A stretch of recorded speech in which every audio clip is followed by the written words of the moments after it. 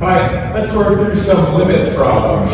We've got some trigonometric ratios, and then after that we'll look at some difference quotients. So here we've got limit as x approaches 0 for tangent 7x over sine 5x. And we're going to start out by changing tangent into sine over cosine. Sine 7x over cosine 7x. That's all divided by sine 5x. And so this is sine 7x over cosine 7x sine 5x. And remember, the limit is x approaches 0 for sine ax over sine bx is just the coefficients of x there, a over b. And likewise, the limit as x approaches 0 for cosine of x or ax or anything, any coefficient times x there is 1. And so we've got 1 times 5 on the bottom, 5, and 7 on the top, so our limit is 7/5. Moving along, limit as x approaches infinity for 1 over x. Well, let's look at 1 over x. The limit as x approaches infinity for 1 over x is 1 divided by a very large number, and so that will trend towards 0. And so we're looking at the limit as x approaches infinity for sine of 1 over x or sine of 0. Sine of 0, remember, is 0, and so our limit there is 0. Next up, limit as x approaches 0 for sine squared of 7x divided by sine squared of 11x, and so let's restate this. We've got sine 7x times sine 7x on the top, and sine 11x times sine 11x on the bottom. Remember our basic rule that the limit as x approaches 0 for sine ax over sine bx is a over b, and so that's going to hold true for this here also. And so sine 7x divided by sine 11x, we're going to get 7 over 11, and then we're going to multiply that again by 7 over 11, and that is going to be equal to 49 over 121.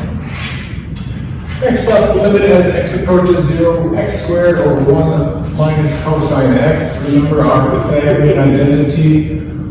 1 equals sine squared x plus cosine squared x, and so 1 minus cosine squared x equals sine squared x, and so we can replace this. We can replace this denominator with sine squared x, and then we get x times x over sine x times sine x. And remember that the limit as x approaches 0 for sine x is 1, right? And so what we've got here is x, we've got 0. Well, remember your limit circle. Let's look at our limit circle here. If we've got a limit circle, remember sine is opposite over hypotenuse. If our hypotenuse is 1, then we've got x. And remember from a previous video that the ratio of the arc length to the angle is 1 as we approach the angle being very, very small. And so what we end up with here is 1 over 1. And so then our limit trends to 1. As that angle shrinks there, both the opposite and the angle become very, very small.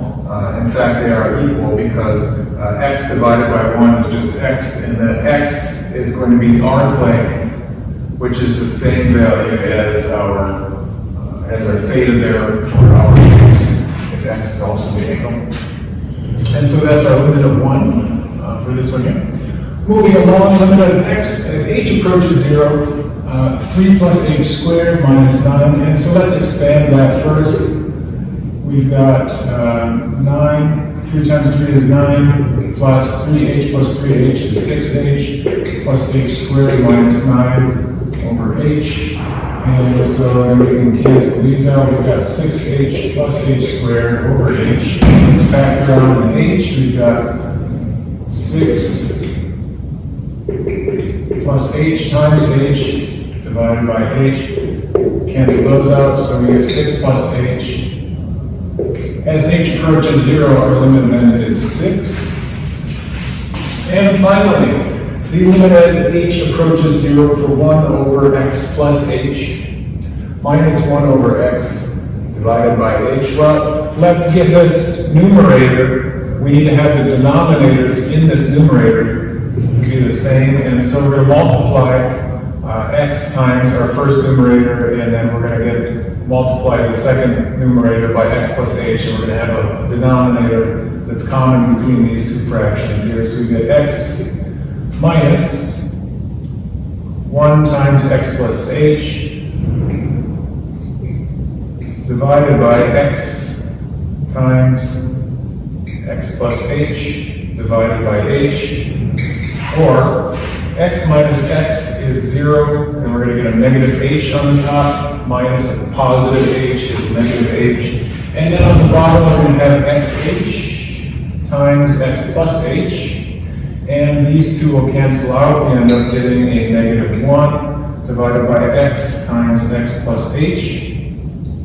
And then as h approaches 0, then we cancel out or get rid of that term there, and we're left with x squared. So our limit is 1 over x squared. All right? And so when dealing with limits using trigonometric functions, it's good to know your identities and sum and difference formulas and double and halving formulas, etc. Because you'll often have to substitute values within those limit equations there. Relatively simple, however. As you can see, we worked through several of these in just a few minutes. Okay, thank you.